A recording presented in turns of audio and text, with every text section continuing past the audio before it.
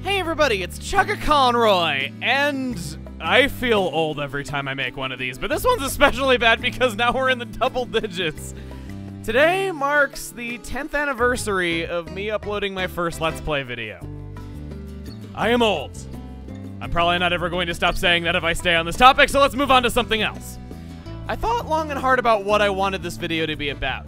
Every year I make an anniversary video where I thank all the people that made the last year what it was, who helped make things better, you guys for watching, and just generally showing a lot of gratitude to all the other people who have done so much to help over this past year. I still want to do that, and that is going to be at the end of this video. Wouldn't give that up for the world. I have so many people that I want to thank for making this time on YouTube what it is. However, I thought for the 10th anniversary we could do something a little bit different as well. I asked you guys if you'd be interested in seeing a video about the process behind making my videos. And a lot of you sounded interested in a wide variety of topics, so here we are. This is a look into how my videos are made from start to finish. All the steps involved, the creative process, and the collaborative parts that make the finished videos a reality, since I can't do everything alone. I should state up front, I do not believe my process to be the correct way of making videos or what's right for everyone. There are many different types of people that make videos, they are all good in their own rights, and I don't believe my way to be inherently better than anyone else's. But I hope this gives a pretty good idea of how videos make it to you starting at the point of conception, and maybe even give you some ideas of your own. This process always changes little by little because of my personal growth, my learning new things, the ideas of other people, feedback from you guys, or just adapting the process to better fit certain games and how I'd want to present information differently for said games. So, if I'm contradicting things I've said years ago about my own process, it's because things have changed and are still always changing. Because things change so much over time, I thought it was only natural that this video be about the most recent project that has come out on the channel, Pokemon Black and White. Let's get started.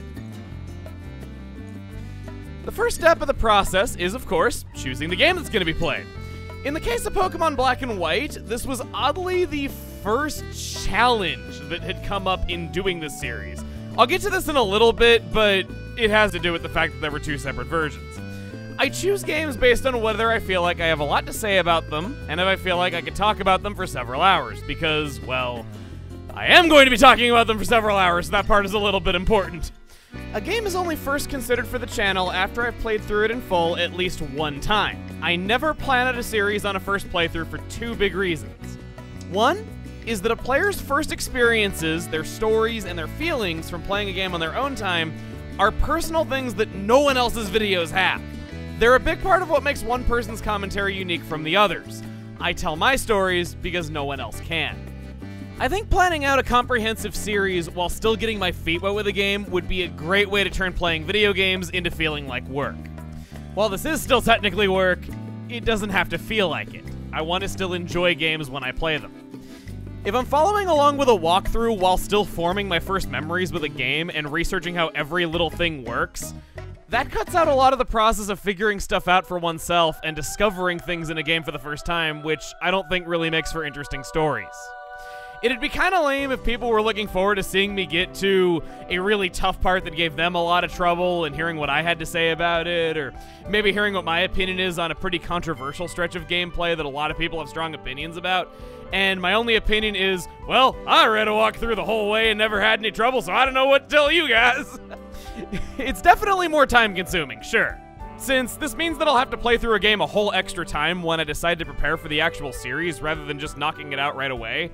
But I feel doing it this way gives me more things to talk about, allows me to form a more clear opinion of the game that I just played, and I can look at how I feel about the experience as a whole at the end to decide if I think it could make something interesting to watch. However, sometimes ideas for a video just come to me when I'm playing a game normally, and in those cases I do write them down just in case I choose to go for it one day, no matter how unlikely it seems. But I never play games for the sole purpose of getting videos out of them, and this assures that I will enjoy my time making videos of that game. Moving on to what this meant for Black and White, naturally, out of being a very big Pokemon fan, I played Black and White around its release, immediately loved it, and wanted to do videos of it for years before getting around to planning for it. It really surprised me because I didn't think I was going to like Black and White whatsoever, but it was a huge shocker to me that it was a great game and that I fell in love with it as much as I did, so I wanted to do this, possibly even to show it to people who felt the same way that I did before playing it. This is one way that games can get chosen, but sometimes a game might just be something that I played many years ago in childhood and have an urge to revisit it. It'll get started when I just simply want to play it again and go, hey, I think this could make for something fun to watch. This wasn't how it happened for Black and White, but what did happen that was kind of unique for Black and White, like I said, is that choosing the game was actually the first of the challenges of this project. Every project has its own unique challenges, sure. Usually, it's in the presentation, how I want to convey information, or is one specific video with a brutal editing process. Normally, the stage of just picking a version would be very simple, where I go through all the ports and re-releases and pick the definitive version that would naturally be the best fit for a video. Maybe there might be a few nuances in an obscure version of the game somewhere out there that's worth giving footnotes to, but most games have a definitive release these days. Pokemon Black and White was a rare case of there not being one clear choice to make in this because a Pokemon Gray version was never released. There were advantages and disadvantages to playing both choices. This makes it very different right away, and I knew that I'd have to choose the right version. But after giving it a bit more thought, I decided to make this a hybrid that would incorporate all elements from both versions. This series would have one version dominant over the other for the other 90% of identical gameplay, but would switch over whenever things were different.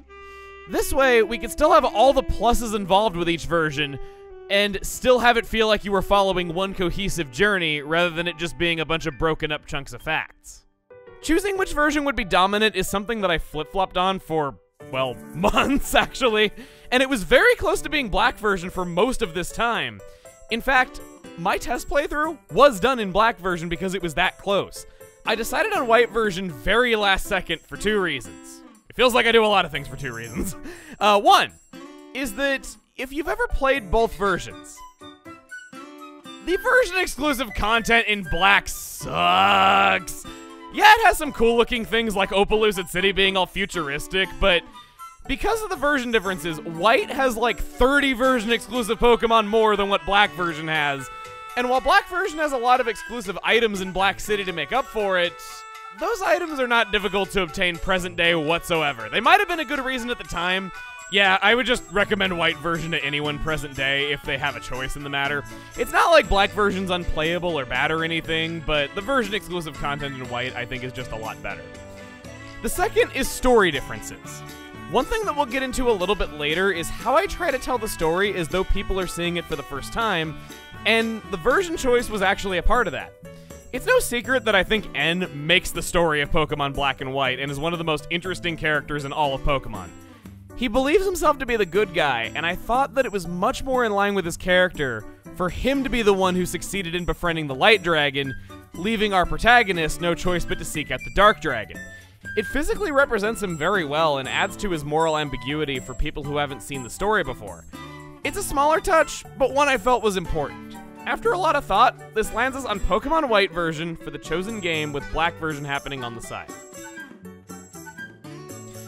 With the game chosen, now I want to get into why I make videos. Not to get all philosophical on you or any of that crap, but because all different people have all different styles, and I want to show where I'm coming from, why decisions get made in the way that they do, and just what I'm going for. Generally, my goals are to share my feelings about a game that I enjoy, and also to hopefully show people things they didn't know. Perhaps I might play a shooter game and show them their favorite weapon that they never tried by going as in-depth as I can with how each one is played. Or in an RPG like this, maybe I might show some strategy using a lesser-used party member that I think has its own practical uses and is a little bit underrated. My goal is always for people to want to play the game for themselves, and whenever they choose to, I will tell you it is about the best feeling ever and one of the best motivating things for making videos. I try to show everything that a game has to offer, no matter how small, both good and bad. So this way, we have variety in the videos, we're not just doing the same thing all the time, and also because I play to 100% in anything that I enjoy outside of recording. So this is not only how I play, but I also feel like there's a lot of things that don't get talked about when it comes to a lot of my favorite games. Perhaps somebody might like a game better if they were just simply aware of something that you could do in it that isn't often talked about. Or maybe they'll like a side mode more than they expected to when they see it explained and demonstrated. Maybe a part of the game wasn't well explained at all and they thought it wasn't fun, but seeing some way that you can go about doing it, now it looks a little bit more fun. The idea is to just share all of my feelings about the work the developers did. On the opposite end of this, there are some people that do blind playthroughs, and I think that does work very well for certain people and for certain types of games. I acknowledge that a lot of good has come from that style of making videos, and there are people who are great at it. But in my style, I'm not overly confident that I could make that work. We've all played plenty of games that looked great before release and looked right up our alley, but ended up being nothing like what we expected. I tend to play a lot of long games. I'm a big fan of RPGs, and if I were to play those for the first time in a recording and it turned out that way, it could be a very long series that just amounts to apathy, or feeling like I can tell this game is good, but it just isn't my taste. And honestly, if someone did that with one of my favorite games, I can tell you that I don't think I'd be personally interested in watching it. In a basic sense, that's why I play everything first, so that there's a 100% chance that I will enjoy my time with it, and so it doesn't just turn into me grinding my way through the end to get it over with. That's how I pick projects, and that's also why I make videos. So now it's time to actually start researching! Yeah, before even playing the game again at all, I start writing up a text document and reading online resources, seeing if I can find anything I previously didn't know. It's common for preliminary work to begin many months before the first episode is up on YouTube, but larger RPGs like this one tend to take upwards of a year or so to plan out for. Remember that I've always played through a game one time on my own before this stage, and I personally go out for 100% when playing anything I enjoy, so I usually have some pretty good background knowledge. My test playthrough of Black and White was not my second time playing it, but actually my fifth. So this was a project where I had a lot more experience than I might have otherwise, just out of liking it so much. As a result, I already know the game pretty well before outright trying to compile all the information about it that I can. However, nobody is infallible, and I still see research as a very necessary part because I'm able to learn many things I didn't already know and get a lot of facts straight. Due to the interactive nature of video games, one's personal experience might greatly weigh them toward assuming incorrect information. For instance, we've all had times where we didn't know we could get the item early to make the boss easier.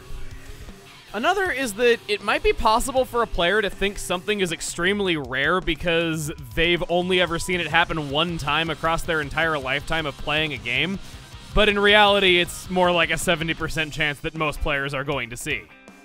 A common experience that I have is that I'll try to solve a puzzle in an obvious way. It doesn't work because of a glitch or bad luck or because I missed one little step I didn't think about, so I assume that I can't do it that way and make my own solution very complicated. But because it still worked, I just go on my way thinking it was meant to be a challenging portion of the game, unaware that it was actually very simple and I was overcomplicating it. In the case of Pokemon, maybe I just never got a chance to play in the Entralink because it was local only, and I never had the opportunity to know just how lucrative it was. Luckily, unlike some other projects I've done where I had to do almost entirely original research, Pokemon is a series with many good fan sites and online resources that I can read, plus new things get discovered in these games long after the release because there are so much to them, and there is a want from millions of players worldwide to document this information. Gives me a very good springboard. By reading as many of them as I can, I'll learn lots of little things that weren't widely known about at the time of the game's release, and be able to cross-check information if there's conflicting information from different sources, which does happen surprisingly often, or if I just can't get something to work on my own when playing through it again. The types of things I read about, other than, of course, the Pokemon themselves and any items that I'm not 100% sure exactly how they work, are articles about game mechanics and features. How those mechanics behave in this game, different from other entries in the series. Articles about the areas themselves and all that you can do in them. Inspirations the developers took from other places when making the work. And lastly, development history. So that way I have a list of not just interesting trivia, but also everything that was newly introduced or dropped in this particular installment, since those are important to distinguish. I see a lot of people criticize Pokemon for just copy and pasting a lot of things, but abilities gain new technicalities all the time. Moves themselves can change how battle works as a whole. unpopular features can get dropped without anyone noticing, or forgotten things that only appeared in this one game most people never even notice in the first place. I'll also talk with friends about what I know about all these different topics, since they often know little nuances or interesting bits that I don't.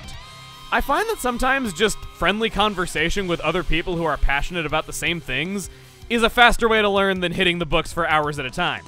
It's impossible to be perfectly accurate, and mistakes totally slip by me all the time when it comes to something as massive and expansive as Pokemon. If it has Swift Swim, it'll eventually lose that ability for Poison Touch, and it has the moves Lick, Scald, Leer, and Fury Swipes. Movesets are pretty similar across all the monkeys. I think you know how this works by this point.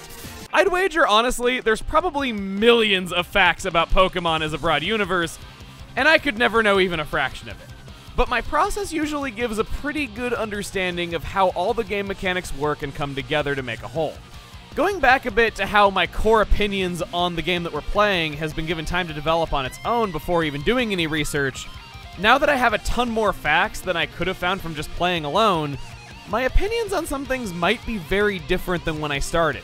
Research doesn't affect my thoughts on everything, but I've had plenty of cases where I've gained an appreciation for something I initially disliked, or on the flip side, I learned, no, this thing I've been defending really is that bad.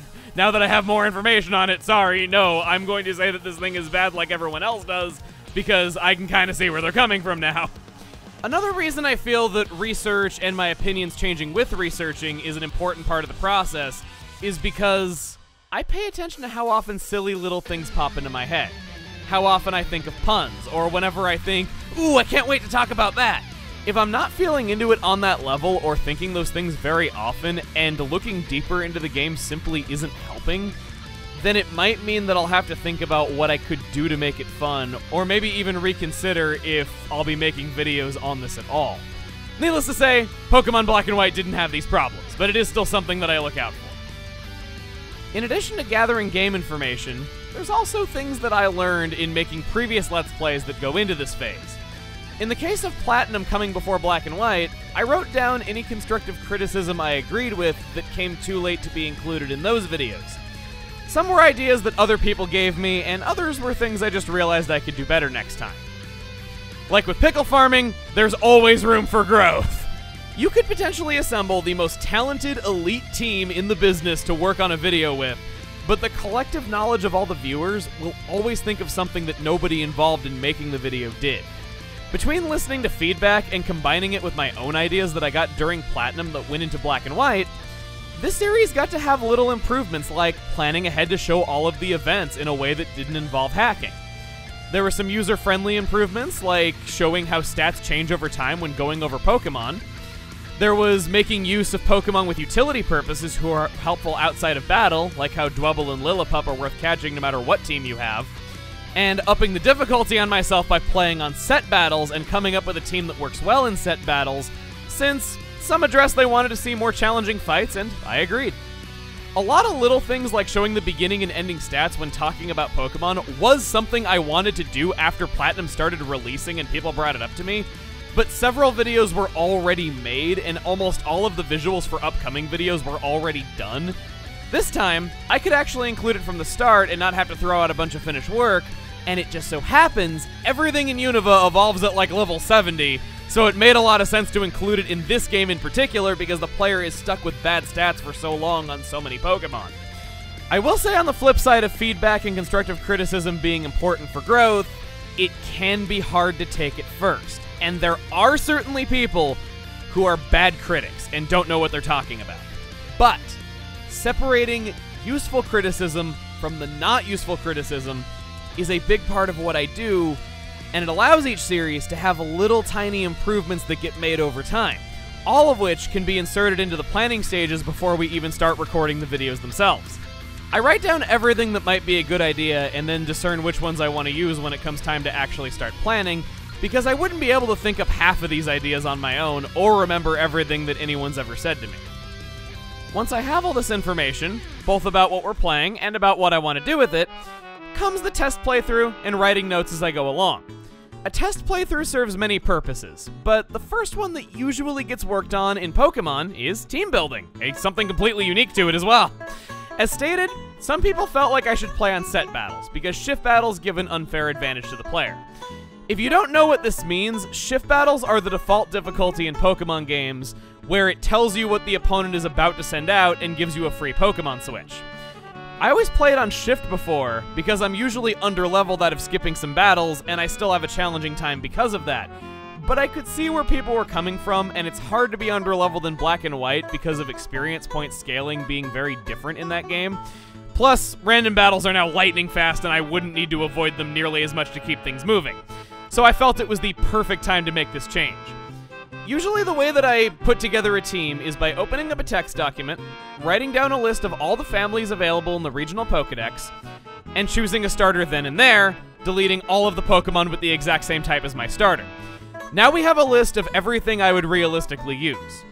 I write down everything I like and don't like about any Pokemon that I've personally used before, and if something is just objectively bad or not fun in my experience, I cross it off, but I leave my reason next to it just in case I find my argument to be flawed down the road. With the baddies crossed out and the Pokemon I've used before marked, we now have a list of all the Pokemon I either don't know that well or have never used. So I do a little bit of surface level reading on each of those and make a call on whether or not each one sounds fun. If something just doesn't look fun or interesting, it's crossed out here and now. An example of something that I drop at this phase almost always are slow tanky Pokemon with low offense. Unless they have a super fun strategy that I really want to show off, using a Pokemon like that slows down every battle it participates in due to always going second and needing turns to set up and get things done. I feel it makes watching someone play feel like a bit of a slog, which is why you don't see these types of Pokemon on my team very often. Now I'm left with a list of Pokemon I either think have potential or that I know have potential. I'll start organizing them around the starter that I've chosen and see if I can make groups that have good synergy while including some Pokemon that are not commonly used. I'm okay with maybe having 1 or 2 popular Pokemon that I happen to like on the team, but I try to make as many interesting choices as I can. I like having team members that some people might not have seen before. I like having team members that I just learned were good recently and want to show how good they are to people who might have written them off like I did. And I like having team members that have interesting flaws that have to be worked around. I could make a team of all Pokemon that are simultaneously cool looking and god tier, but I personally don't think I'd have a fun time doing that after having beaten the game multiple times already. Then I actually start playing through with the team that I like the best and decide if I want to stick with it. Because nothing is set in stone, many Pokemon come very close to being used and are even used in the test playthrough, but end up not making the cut at the very end. I can only choose 6 Pokemon, and I have to make a few heartbreaking cuts every time. I'll give some real examples of Pokemon that came very close this time around and were actually used in my practice round. Chandelure was dropped very quickly after obtaining it in my test playthrough because it was so powerful with no real downsides. Excelgor I found to be too redundant with Archeops in terms of purpose after too long because it uses U-turn and is really fast, and just kind of has a very similar style of fighting. Sawk would have been the second team member, but in practice, I just didn't care for its very simple move pool. This is a roundabout way of saying that a lot of experimentation goes into the team, and even though I am doing a test playthrough, this doesn't mean that the team is planned out to a T and that I've already played through the game one whole time with the team that I wind up using. I don't do that because even though I want to make sure all the team members that I choose are interesting choices, I want the suspense of how I'm going to do in a fight when I'm unsure of myself to be real. At the same time all this team shuffling is going around as I'm playing through it again, I'm also reading up on the game and writing down things along the way. The text document I make is written to be like a very, very loose walkthrough. It's organized by each visit to each area, but because I already know things pretty well, it isn't at all like a script or an outright guide. It's more like a list of things that aren't easily remembered that I wouldn't want to skip over, and meant to be something I can glance at in a recording really quick to make sure I've done everything I wanted to do before moving on. I also write down any questions that I still can't answer so I don't forget to look these things up later. I write down the local Pokemon, useful items, side quests, answer as many of my own questions about this place that we're going to be exploring as I can, and put them all in the most optimal and easy to follow order to do these things in, since the order isn't always super obvious. Some general rules that I stick to are asking myself if a side quest we can't complete now will be easy to follow if we gradually completed it along the road ahead, and if not, then it's saved for when we can see it through to the end, and I verbally acknowledge it as such when we don't accept it. I try to place side modes in at times where another topic might flow into it and have a payoff that leads to something interesting. Some examples are very obvious, like discussing Pokemon musicals when Bianca makes you try it out in a required cutscene, but others aren't like this. I might even choose to explore an area in a specific way, so that every time there's a point of visual intrigue in the distance, we go to that next, and it leads into a topic that makes sense to talk about at that point, so that something in the distance that looks interesting to a first-timer isn't just ignored and not acknowledged. This concept was used a lot in Xenoblade Chronicles due to its very open-ended nature and player-controlled camera being free at all times. In addition, I write down any ideas that I might have for what I want the videos to look like on a presentation level or how I might want to show information on screen, because now I have a lot of information to serve as a springboard, and I'm in the moment doing what I'm going to be doing in the video when I'm playing. Usually, every video has a structure that isn't deviated from too often. I introduce a goal at the start, and either achieve it or further it in a meaningful way by the end. It's pretty simple. If a video is about progressing further, it's going to be about exploring an area in full, or introducing a conflict in the story and playing until that conflict gets resolved or escalated in a meaningful way. You might know it as my jerkish cliffhangers. If a video is entirely side quests, a side story is given a beginning, middle, and end, stopping with a great reward that would be worth most players' time if you choose to go out of your way to obtain it. With both, I try to have one big new thing in every video. Either we meet a character for the first time, see a new location, get something really big or important, or something like that. This is what I have in mind when jotting down notes for the order I would tackle objectives in, because I don't want the videos to be meandering without a central topic or point of interest, even if the video is entirely side content. Now, this all sounds like it's a good way to not forget items and secrets and have everything make sense, but I'm sure some of you are thinking that it also sounds like it would kill my reactions to whenever I find something good, since I already know everything that's going to happen. For a time many years ago, this was the case. I'd write my notes like, TM36 Sludge Bomb is found by talking to the woman in the first house in this town. And I soon realized that removed a lot of my own surprise, since I otherwise wouldn't remember exactly where every single item is in a casual repeat playthrough. Instead, now I write my notes in the style of, there's 4 items to collect in this town. Make sure you've gotten 1 new TM before leaving. So this way, I can still show as many useful things as possible and still have a genuine reaction to when things are exciting. This way, the video is useful as a guide, but isn't stilted by it. This process of deciding what games to play, doing test playthroughs, and doing research is juggled with other projects at all times. Not only am I updating the channel with whatever the current series is, I'm very gradually doing this research process for multiple projects at once, and this is just one of them. So now, we have the game chosen, gathered information on any topics I want to talk about, the route is written as a general outline for the series, I've had time to gather ideas for what the videos would be like, and, of course, I've written down any less obvious puns that I wouldn't want to forget about. Now that I'm aware of all the little things I wanted to know, my memory is refreshed on the gameplay itself, and we have all these ideas, we move on to actually making the visual assets. At this point, I feel like I have a clear picture of what information I want to present, and it's come together to form a design document. This shows the information that this game in particular would need its visual aids to be able to handle. Everything that you see in the video that is not a part of the game, like a Pokemon bio, the encounter sidebars, the icon for the channel, or just anything else that functions as a visual aid to my commentary, is something that needs to be designed by somebody, which is a process in and of itself. To go over what purpose this all serves to the overall video, since that's the involvement that I have in this step, let's start with the Pokemon bios. This one feature serves many purposes to the video. I like to go over each Pokemon as it's first made available and what you're getting with it, since when I play, I'm personally always searching on my phone for information about what a Pokemon does and trying to get ideas for a team. I feel it's a good tool for somebody playing along and just for their future reference. In each game, a Pokemon might work drastically different from what people are used to now. Like, Amoonguss is just there to stall and doesn't get Spore at a reasonable level, so the thing it's known for isn't available to you. Or maybe Lillipup is one of the only 2 options in the entire game for Intimidate, which is one of the best abilities out there, giving it a lot more value than it might have in any other playthrough. So I like going over how a Pokemon in this game is, since it varies wildly. And I thought doing all this could make an RPG more interesting to watch.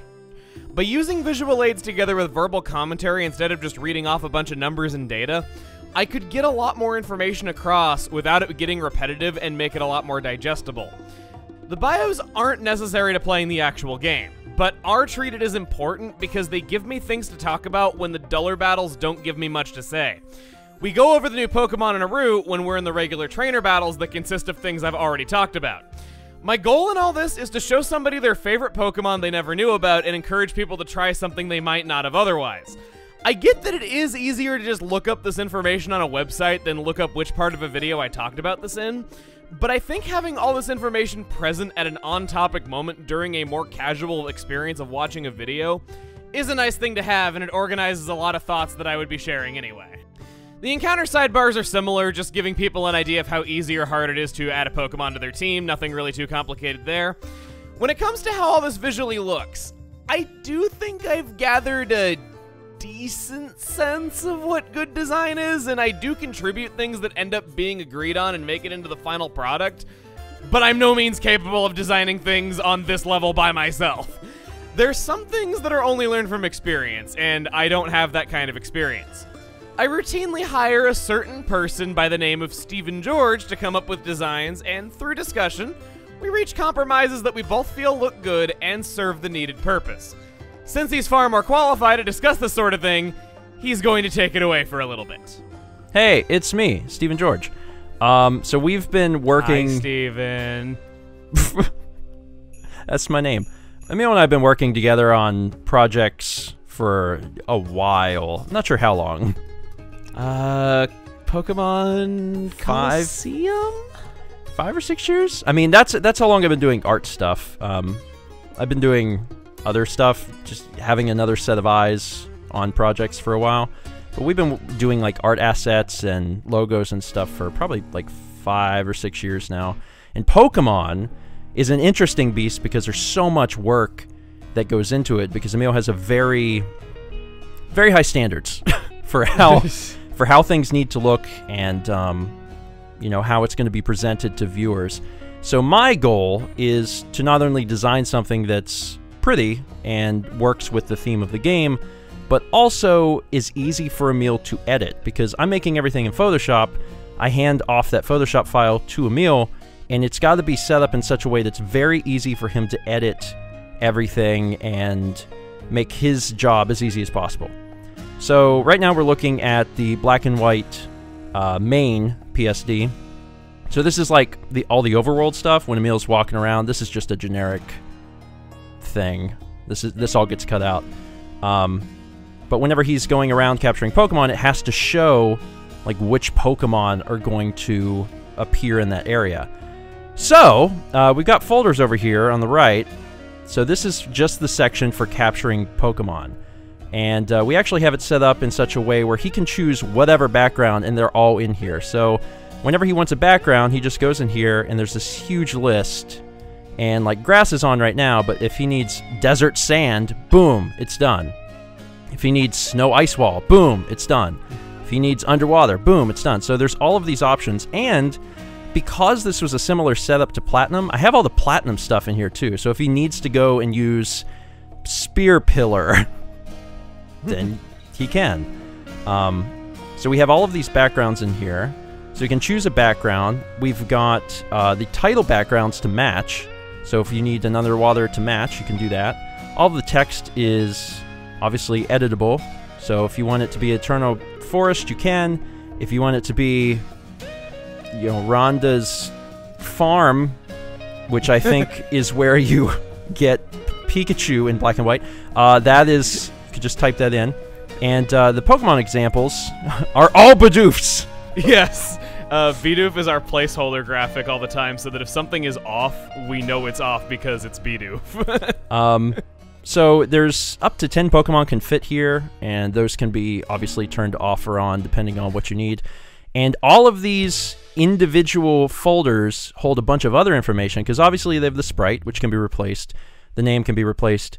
But then for Black and White, there was a bunch of other stuff that was new from the last Pokemon game that had to be thrown in, because not only do you have your normal percentages showing how frequently it's going to come up in either Black or White, but then you also have seasons, which is new. So I was going to say that we had to implement a way to show what the seasons were, and the percent of catching Bidoof in, summer, fall, winter, and spring. There's a bit of a story behind this. The way that a lot of this gets started is that because you haven't played the games before, we start with a design document. Yeah. Which is everything that this particular game needs to be shown. And basically I put it together in a way that I can show that to you, and you would know exactly like what these visuals need to do. This time around, I remember that I think the seasons were gotten from the beginning, though, but I actually forgot the different versions, because every time we'd done one up to this point, different versions weren't an issue, because, we were doing Platinum, we were doing Coliseum, we were doing XD, yes. And yet, yeah, I didn't think of, oh no, I forgot there's 2 separate versions, so I had to contact you very late and have that added in later. Yeah, so actually at the beginning, it was just like one number, and then I had also done seasons, and then Emil contacted me, not too long, I think, before the series was launching. It's like, I need actually the normal, the Black and White. And I was like, oh. So we changed everything, and then this exists now where it just splits it down the middle between Black and White versions. And then there's another thing in the game where you've got specialty icons depending upon certain things. So, like, this was also pretty late edition, where there could be, like, special dust clouds where Pokemon happen, or, like, special rustling grass. So we had to come up with ways to show all of that. So this is its own separate thing. And the cool thing is, all of these individual, like, icons, seasons, etc., they're in every single folder for each Pokemon. So you can change these, completely independently. You can come down here to Pokemon 6 and say, okay, on Pokemon 6 we need seasons. So this can all be done independently, and we can change absolutely any aspect, and it's all labeled correctly, because, again, my job is to make Emil's job as easy as possible. It's all designed like it's not so much designed like Photoshop artwork or anything like that. It's more designed like a graphical user interface, like it's its own program inside of Photoshop. Yes, basically. Everything is done within Photoshop, so it's editable, but I have to do as good a job as I can to make it as easy on you. And I think the other cool thing is that we've done this so many times that it's gotten better. Like, over the years, things have gotten even more detailed, and the structure is even better than it was, because every time we do something, we try to improve on it. And at this point, we've done pretty good. If Emil needs to change something, he knows exactly what he needs to do, so it's pretty great. In addition to capturing Pokemon, we also use this section for boss fights, and a lot of this is left over from Platinum. Oh, Crasher Wake with his Roserade. Yeah, everything is placeholder, especially because I've only played, I played Pokemon, but I was big into the original, like, Red, Blue, and Yellow, and I've played games past that, but we're now into games that I have never touched. Like, I've never played Black and White, and like, Emil he'll bring up all this information. I'm like, okay, but how does that work? Like, I'm trying to figure out how I should present this information, because there will be new information I have no idea that's related to Pokemon. So I'm trying to, like, figure out how to, the most reasonable way of showing that on the screen. But this is also sometimes. Go ahead. No, I was gonna say sometimes I take screenshots to show you what's going on. That's another part of the design doc phase. Oh yeah, and that's super necessary, because I'll just have no idea. I'll be like, Emil will sometimes describe something in text, and I'll be like, okay, get some screenshots or video of that so I know how it's presented in the game. Because a lot of times I'm trying to match the aesthetic of the game, so it feels like the Let's Play is organically a part of that. I was gonna say, I definitely need screenshots from you. I was debating whether or not to say this, though, but now that you've brought it up, I guess I have a perfect opportunity. Earlier you were saying, like, Rhonda's farm, that's where you catch Pikachu in Black and White. Pikachu's not actually in Black and White at all, which is kind of funny. Well, Emil, it's because Pikachu is on Rhonda's farm, and if you can't figure out how to get there in the game, you'll never get Pikachu. That's just like all those tricks in Pokemon Red and Blue for how to get Togepi. If you want Mew, you have to move the truck. So on this boss fight, boss trainer info is all up here. You can change the name, the sprite. The box is obviously its own thing.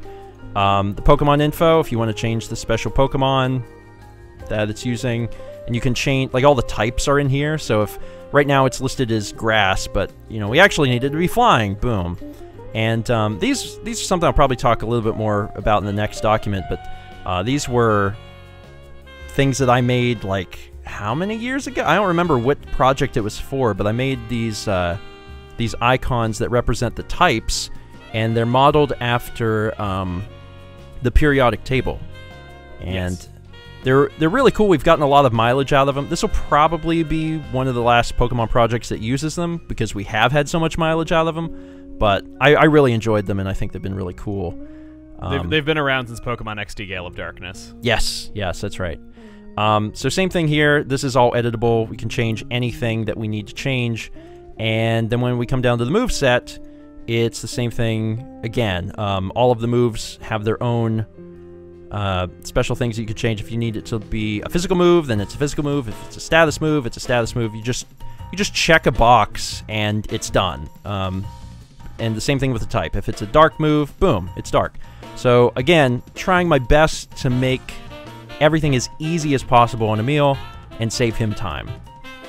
And I think that's it for the overworld stuff. I think that about covers it. That's pretty good. Yeah. I guess the only other thing that I want to throw in is just kind of giving credit where credit is due.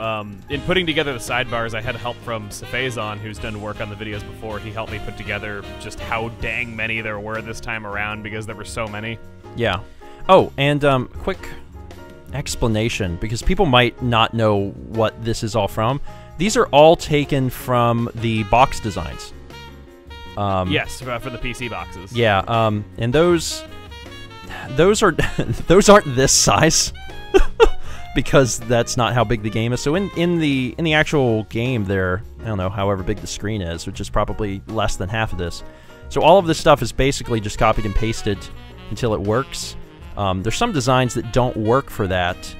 For example, this is how big the actual screen is, and it has to be filled with something without stretching it and making it look dumb.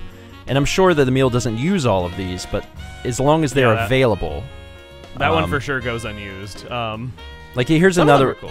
So this is another example. Meerkat and Yappy Dog, or Mole Rat and Yappy Dog. Yeah. The biology of Zoroark and Zorua. Yeah, like, I don't know what these Pokemon are, so whenever I listed it, I was like, Mole Rat and Yappy Dog, done. frilly pink rabbits, because there's a little rabbit. That's Muna. Yeah, so I have no idea. I'm surprised you got. Okay, why rabbit for Muna? Muna doesn't even have ears. I don't know. She lost him in the war. I don't know. The Great I Rabbit Muna War. looked like a cookie jar, but anyway, so that's how that all comes to be. Most of this is just copy and pasted. If I, this is a good example of one I managed to make look good because it was only this big and I could, do the side and stuff. But I didn't know if Emil was ever going to use it, but I did it anyway just so he would have it. It's good having the options there. The backgrounds also represent how the Pokemon is encountered, so it visually shows instantly, okay, we're talking about grass, okay, we're talking about surfing, okay, we're talking about walking in a cave. Yes, and that's kind of stuff is important because whenever you have that quick visual, it requires less explanation from you and less explanation from text. Because a lot of the time, you're not going to have this thing filled with 10 Bidoofs. You're probably only going to have a few Bidoofs. So quickly knowing that, oh, the Bidoofs are swimming for some reason is helpful information. So that's it for the main. Now we're going to move over to the bio. And this bio this was also used in Platinum. Yeah. I really liked the design that I had done for Platinum. So I wanted to get another bit of use out of it. This is altered a little bit, but it's mostly the same. And this is also, again, it's got to be super organized. One of the running themes throughout not only Black and White, but also our interpretation of that content is this checkerboard background, which was present in the background here, but is also present in the bio as well. So we got this checkerboard overlay, so you constantly have this kind of going throughout the series. It's in the header boxes as well. And all of these are editable. So when we go to the art box, we've got the fire type graphic, which can be replaced with any of the types. The height and weight can be changed. All of this stuff is editable. And actually, Emil, you have this all got started, like this specific design got started because it was based on a website that you were pulling things from, right? Yes, a friend of mine named Gwellen, he made a website. I think it's nationaldex.com with a hyphen in the middle. He made that just as like a side project, it's kind of like a proof of concept for a Pokemon fan site that he could do. But the project for a while didn't really go much of anywhere, but he let me use the assets from it just because they weren't really doing a lot for a long time. I think he recently updated the website to make it more current with the current games, though. But yeah, it was just assets that he had made for a theoretical Pokemon fan site, and he let me use them. Yeah, that's where the inspiration of this design stemmed from, is because we had access to essentially this little box.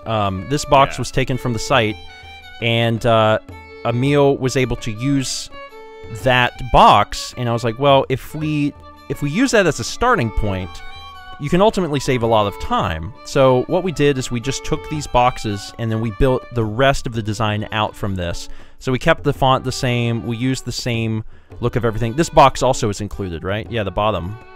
Yeah. That's also part of the site. So that's what we had to work with. So we took this box up here and this box down here, and from there we built from that, and we made the design echo this look. And honestly, I love it. This is probably my favorite bio design that we've done so far, just because it's so clean looking. I also really liked the themed ones. I really liked what we did in what's the black and red one? XD? Yeah, XD. Okay. Yeah. I was like, Pokemon Black and Red? It's my favorite knockoff game. Yeah, I like the themed looks of the bios that we've done, but for the main games, this is probably my favorite so far, just because it is so clean. So we got your art box. We've got the abilities box can be changed, and depending on how many lines you need, we've got special things for that, because like this box supports having 2 lines in it, and this box supports having 3. So, if Emil needs two boxes that only have 2 lines, that can be done, and all of these things are, you can copy and duplicate, etc.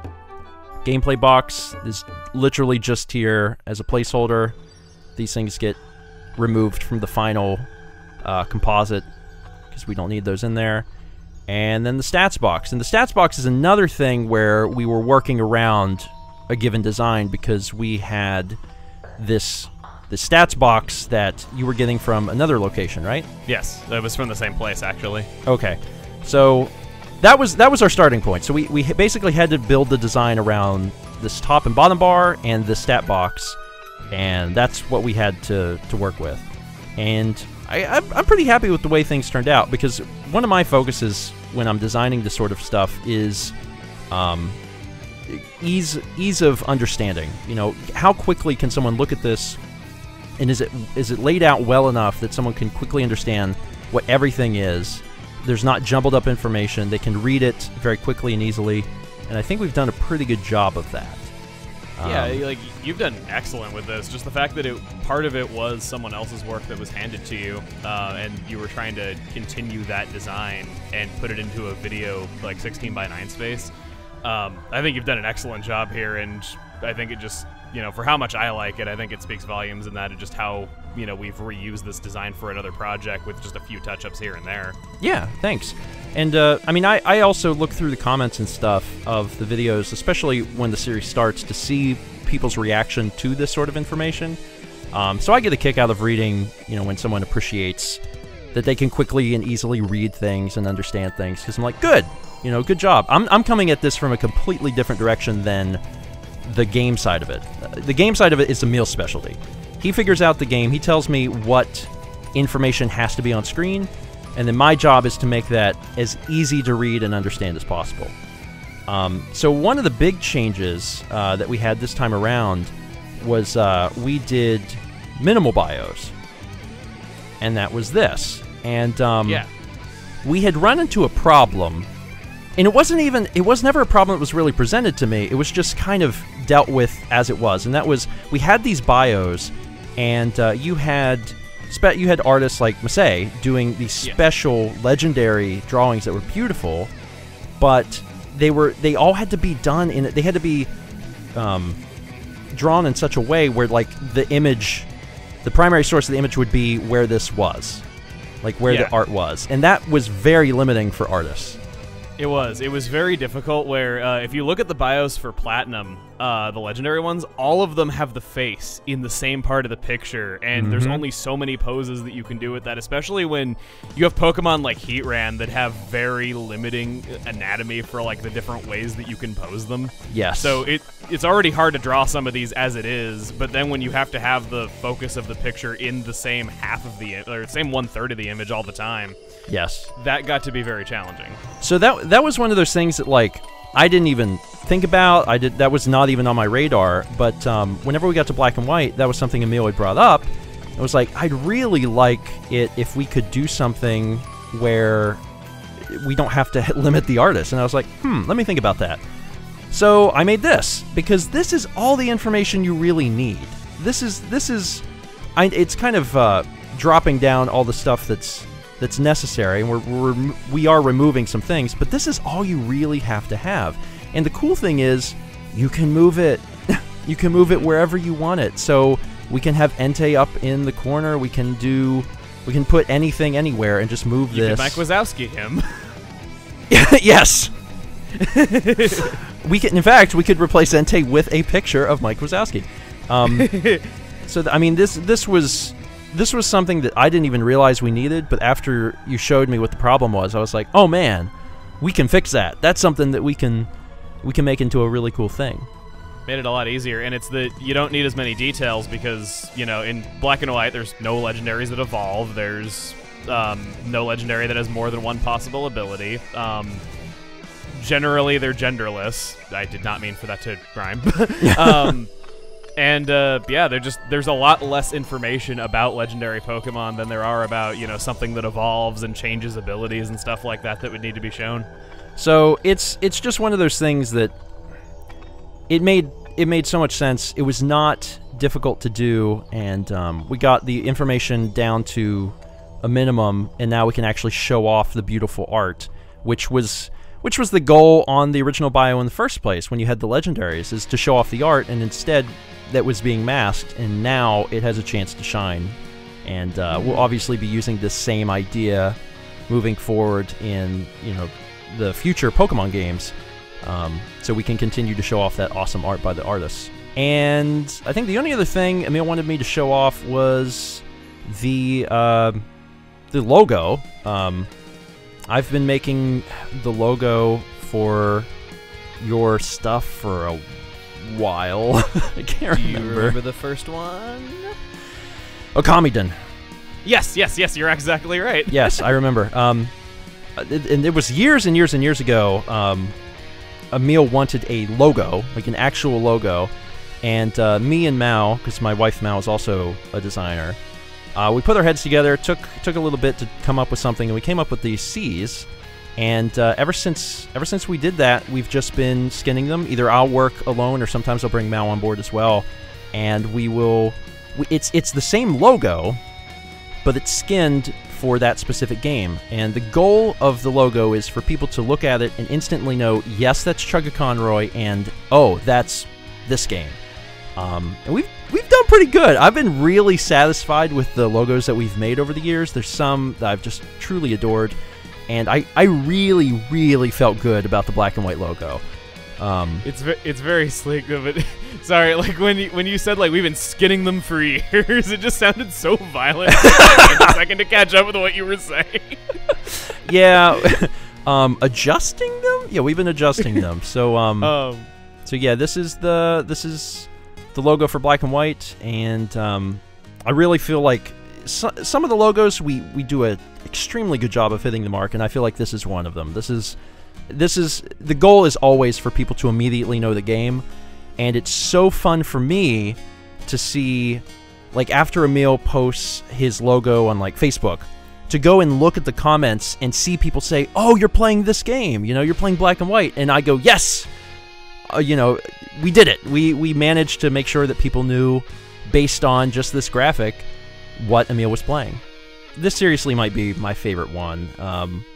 It's every time Emil tells me what project he's working on next, I try to give it a lot of thought and think, you know, when I think of that game, what comes to mind? And I try to think of that. I try to look at box art, because the ultimate goal, again, is for people to see the thing and immediately know what the game is.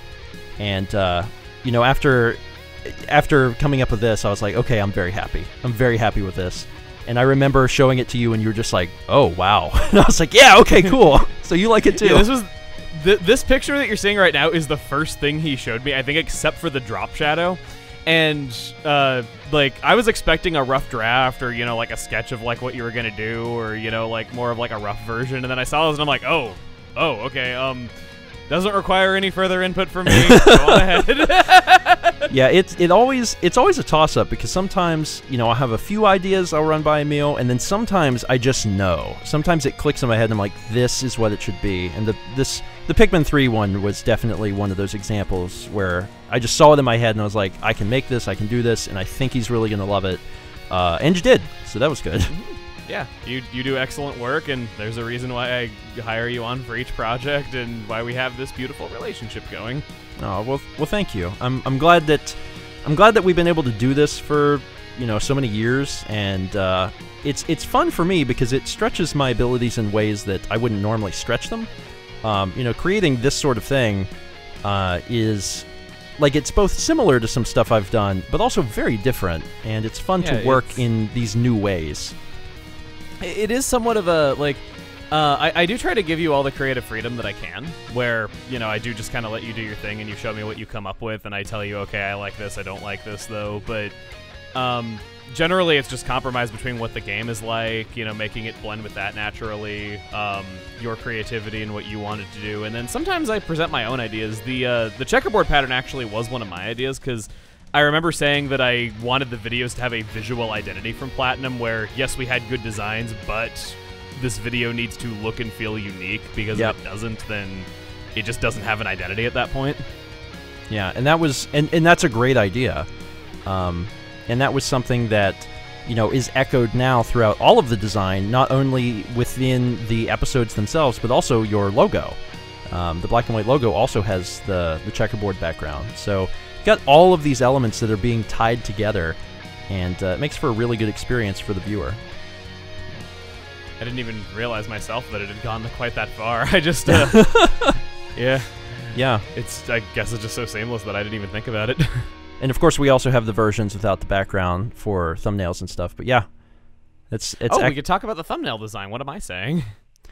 Yeah, I don't know where I have that. I've caught you with your pants down. My pants, they're down. That's not it. Mario and Luigi Superstar Saga. I found it. That's what it was. There it is. Okay. There we go. Okay, here. This is the thumbnail. Boom. And you've been using the same thumbnail layout since then. And it's, to be honest, this thumbnail layout just comes from a similar design that I had used on Steven Plays at one point, and it just made a lot more sense for you than for me. So whenever you those table scraps, whenever you had asked me about doing a thumbnail design, I was like, you know what? I think that Emil's channel and logo would fit a lot better with his brand, like the layout that I was using, than mine. Because at that point in time, I didn't have a square logo. My logo's like super horizontal, and I was like, it doesn't even look good here. So I actually abandoned that and basically gave that to you, because it made a lot more sense to have like your logo up here in the corner, which is changing colors and changing design so people still know quickly what game it is in addition to the video title. And you got your numbers and everything, so like everything made sense to just basically give you a design that I had worked with in the past. And it's for you, it works really well. It's very simple, but I think it's very effective. Generally, like what I'd asked for when we were working on this was that I wanted it to be very just, tells you what the game is, shows you a screenshot of the video, you have something that's interesting that's in the video, and is the part number. That's all I really wanted out of it. And the reason why the number is even there is the fact that some games have ridiculous titles where, when you have The Legend of Zelda Skyward Sword, and then only after that title do you get to the part number in the video title. Mm-hmm. In a lot of interfaces, you can't even see the part number because it cuts off before that point. So that's why I wanted it in the thumbnail. I think it's worth mentioning that up to this point, you had never done like custom thumbnails. Like you never had anything like this, which was kind of wild to me because we're pretty far into, YouTube history now, and you were actually one of the, I'll say, holdouts, on using like a layout like this. And I think it's because you needed something good and simple.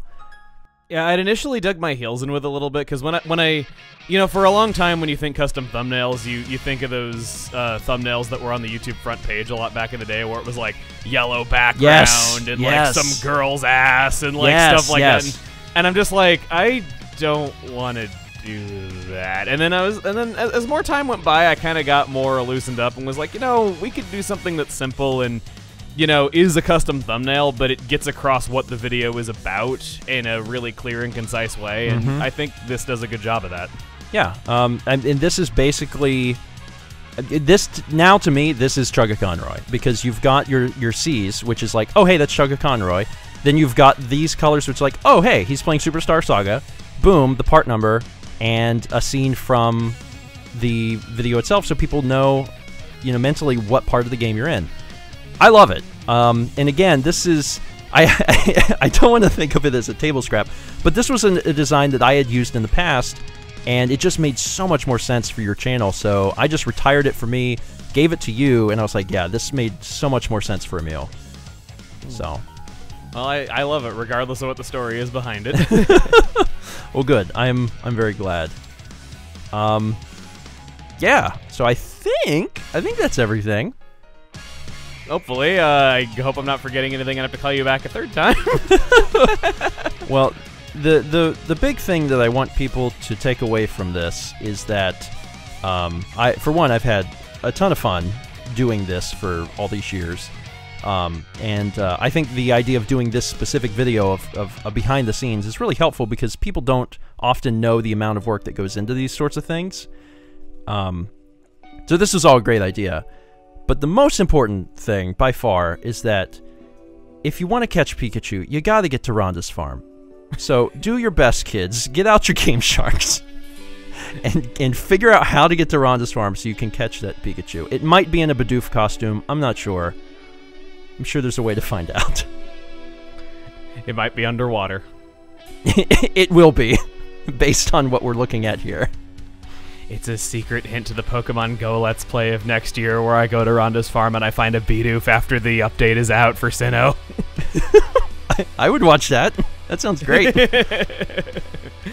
All right, well, thank you so much for coming on, for talking about all of this. I appreciate it so much. Really would not have anyone else designing my stuff. Awesome. I've loved to do it, and it's been super fun over these years, and I just appreciate that you love what we do. So thank you, Emil. I really sincerely have enjoyed designing all your stuff. It means a lot to hear. Thank you. Now that we have these designs and we have something concrete about how the videos are going to look and what information is going to be visually shown, it's time to actually start putting the bios together. I put the bios together myself, usually doing a few a day for a few months to get them all made without it cutting into my time for other things. There's hundreds of slides that need to be done for this step, so it's a very daunting task. As for commentary and what I'm going to say about each Pokemon, that also starts being worked on in this phase because I know what the presentation is like and what visual aids are going to be present for my speeches. I have raised hundreds of Pokemon across my many playthroughs of different games, but it's nearly impossible to have personally used every Pokemon in every game to know firsthand how good everything is in every circumstance. I read up on most of the Pokemon that I haven't used. Most of the time, I focus on what level they're obtained at, what moves they had at said levels, what you're going to be fighting from that point forward, and what other options for that purpose you have to decide what I say about a Pokemon. Naturally, I make a few enemies at this stage because some people get mad that I have a lot of bad things to say about their favorite Pokemon. But I try to give a lot of reasons to justify the negativity. In short, the opinions of the Pokemon are my own. The visual design is that of some talented friends, and it comes together much cleaner than if I did this all alone. I'd say we've come a long, long way from 9 years ago, when I was making these slides by myself with zero experience. Ouch. While I'm researching Pokemon I don't know very well and double-checking the ones that I do know well, we're sitting on a template for the bios, and it's time to fill those templates up with artwork! It's been a tradition since the beginning that any kind of special Pokemon encounter, such as a legendary or event-exclusive Pokemon, gets artwork to go along with it. I feel that the work the artist does adds a lot of special feeling to the moment. And I want to treat these moments like a big deal because they are. I feel like I can draw all right myself, but not to the level that I would want these portraits to be, so since the start, I've asked other artists to contribute. This aspect of the videos has actually changed a lot over the years. In the very early days, any artwork was done by friends I had in college who were art majors and were willing to work for free because I straight up couldn't hire anyone else because I was broke too. I really can't complain with the work that they did in the circumstances, but I really wished I could afford to compensate them back in those days since I knew they flat out couldn't afford to treat my videos as a top priority. Then I wound up meeting somebody who said they could do artwork for me, they seemed good, and would churn out portraits for me lightning fast, plus they felt being featured in my videos was payment enough. I was ecstatic, and you can see their artwork in both Fire Red and Crystal. Then, partway through Crystal, I learned their art was stolen, and that's why they were seemingly so perfect. Thankfully, I was able to find all the artists they stole work from. They were all cool with it when I explained the situation and told me that I could still use it. That really could have blown up in my face a lot worse than it did. Thankfully, nobody involved was mad, but now I was without an artist. In enters Masayanella, who I happened to meet around the time that I was wanting to start working on Emerald, and at this time, I finally had the ability to outright hire the artist that I wanted to work with. She remains the artist to this day, and you can really see the evolution of her art if you go through the videos released since then. I do act as somewhat of an art director when it comes to these portraits. I check in to make sure that things are on model at different steps, we both agree on which sketch gets turned into the full portrait, and I check in to make sure details aren't missed along the way.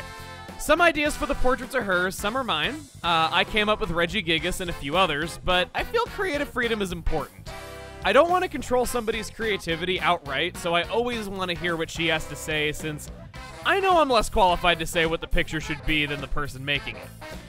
I considered having her record a segment about how she does her art, but she's already done this many times. On her channel, you can see time-lapse creations of every portrait in black and white, and you've been watching one this whole segment. Sometimes there's other people involved too. Specifically in Pokemon Black and White, and actually in Splatoon before it, I had music made for the series. I am not musically talented in any minuscule microscopic sense, so I worked with others to make this happen. Your ears thank me. Not a whole lot to say here. I usually just suggest tracks that I think could sound good in the context of when it's going to be used, and if I'm working with multiple musicians, I make sure there isn't too much overlap of everyone remixing the same song. This step is something that's a bit new and isn't needed for every project, but I feel the musicians that I have worked with and the times that we chose to make music gave the videos a lot of added polish overall. It's in the same vein as the unique artwork making big moments feel even more important. Another collaborative effort that only ever happened in Black and White, so far, has to do with encounter rates. There was no official PC box artwork or menu header to convey dark grass or puddle walking encounters, so I hired pixel artist Jasper Boerstra, I hope I'm pronouncing that right, can't be any worse than that people mispronounce my name if I'm not, but I hired him to do this. He did such a good job that almost nobody noticed it was original artwork, even though his credit appears beside his work's first appearance. I loved the work that he did, and I felt a little bad that people seemed to not even notice it. Seriously, I mean that in the best way possible. That is a surefire sign that you hit your prompt out of the park if people couldn't tell it wasn't official. Thank you. We got a test playthrough finished, tons of ideas, a route, visual design, a lot of information to talk about, artwork, and maybe a soundtrack too. After working on all those aspects for a few months, it's time to decide on the equipment we're going to use so we can start recording. I do want to preface this by, you guessed it, two things. First is that I'm not going to be discussing equipment in great detail because there's already so many videos about this already that other people have made, and this is more meant to be a video about creative process than a buying guide. Second is heavily stressing. This is what I use. I don't recommend my setup to anyone who is just starting out because it's expensive and there's no guarantee that anyone will enjoy making videos until they've actually done it for a little while. I started out cheap and gradually built up to this point, and that's what I suggest to anyone new. Some cheap capture tools to record the video output of your game system, and a headset or a USB mic. That's all you really need. Heck, you might even be able to go even cheaper if you start out by doing PC games and recording it with software. There's also plenty of people with good setups that differ greatly from my own, so that's another reason I don't want to go into too much detail about it, because there's many different sets of equipment that you could be using. I guess that makes this a list of 3 things, so hooray, I bucked the trend! Going forward, I'm going to briefly touch on products that I personally use when making videos. And I want to let you know that none of this is endorsed by these companies, and none of this is a commercial for these products. Heck, I even just told you I don't recommend starting with my setup due to the cost, so you know I'm telling the truth. This would be a horrible advertisement. But moving on to what I actually use now. Since I've been making videos for so long, I've accumulated a lot of equipment, and actually, a lot of my old stuff still gets used from time to time. I'm a big fan of recording off actual hardware, and my equipment differs from project to project depending on what game we're recording. Since I try to go for the best looking official release to play, if I were to play a GameCube game for instance, the best official video output is through component cables, so a lot of modern HDMI capture tools would be no good. With Pokemon Black and White, we're recording a Nintendo DS exclusive release, which would only be possible with a few limited options. There's a few sites that sell modified DS or 3DS hardware that enable video output over various methods, with my preferred one being over USB. I personally use Loopy's capture hardware, who at the time of making this video no longer sells theirs. It's what I prefer over everything else I've seen, and I don't want to point you to other DS capture hardware out of not wanting to lead you into purchasing something I haven't used much. If you're wondering how I still have something rare like a Loopy capture device, it became clear to me after a while that Loopy hardware might be hard to find one day, so I purchased tons of them. All of my cables and equipment are organized into drawers and stackable shoeboxes. One of every cable I need to do any task is sorted into these shoeboxes and labeled. The next point is only slightly related, but I have been asked many times how I record the screen on a Wii U controller, and it's the same basic concept as a DS, just made by someone other than Loopy. A few sites sell these modded Wii U controllers, but they're very pricey and have a long turnaround period, so I wouldn't plan on using one until it's physically in your hands.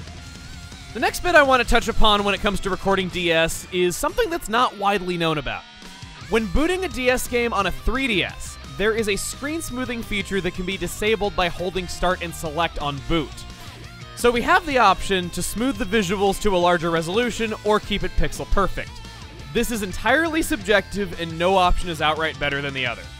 I go with screen smoothing purely because the video is going to largely be viewed on, well, large displays like computers and TVs when the game was designed for much smaller screens. DS games like this are very alias looking and I feel this remedies some of the artifacting, though again, I won't claim that my way is right since there's pros and cons to both approaches. Trust me, no matter which one you choose, you'll get comments telling you that your choice is bad and that you should do the other one. Now that the game recording is down, commentary is the other half. I use an audio interface with condenser mics and pop filters because it never hurts to have pop filters, even if it does start to smell after a while with how spitty I can get while commentating. Even though this is expensive and has a lot more to it than just a simple USB mic, I prefer it for what I do because I can just simply plug in another microphone to the interface if I need to record multiple people. I also wear headphones while recording to hear the game audio. If I have the game audio coming through speakers loud enough that it's hitting on my microphone, then our audio is going to have echo. I want the game audio to be just loud enough that I can hear it without it being distracting when I'm trying to speak as well. That does it for equipment, so now it's time to make the actual videos. I record only when I want to.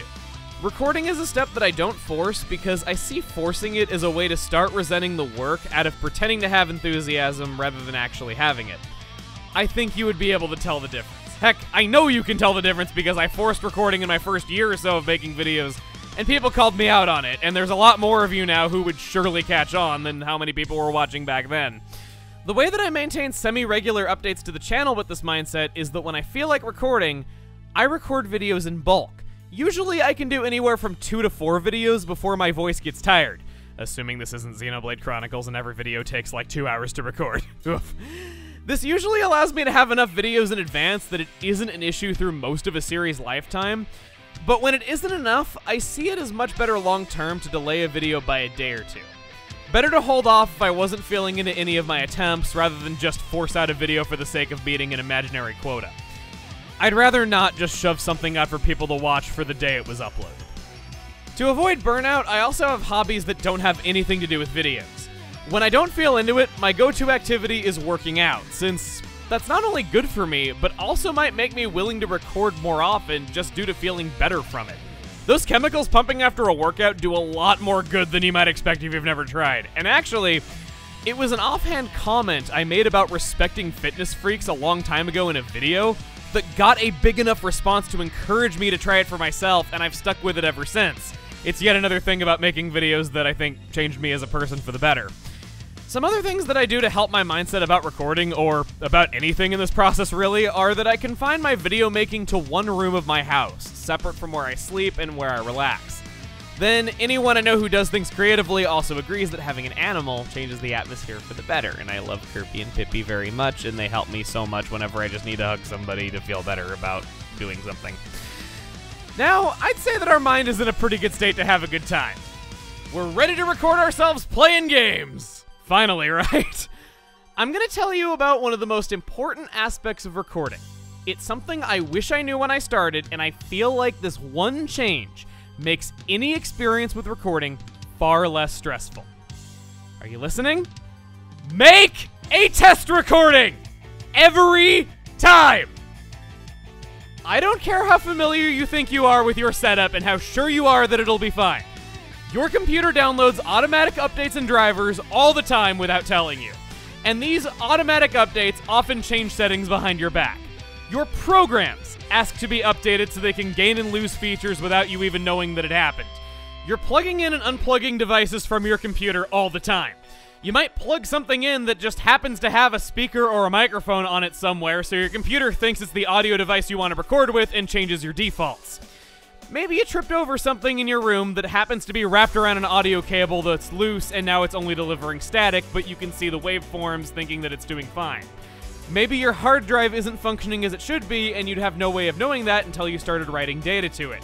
I could go on and on and on and on about hundreds of realistic scenarios that could screw your recording. There is no feeling more defeating than doing a recording that you loved, going, yeah, that was awesome, so many of the good things happened, I can't wait to show this to people, and then seeing that it didn't take. Being as open about this as I can, I've had times where losing a recording I liked made me not want to record for another whole week, and when I did, it was days before I had another attempt that I felt was even close to being as good as the original. Making a test recording takes 30 seconds of your time just to open some menus in a game, to make sure the audio is in sync, then say some nonsense into your microphone, and make sure it's working properly when you watch it back. It's 30 seconds of minor inconvenience now to save you hours of headache later, especially if you're playing a game with only one save file that doesn't allow do-overs after you save and quit.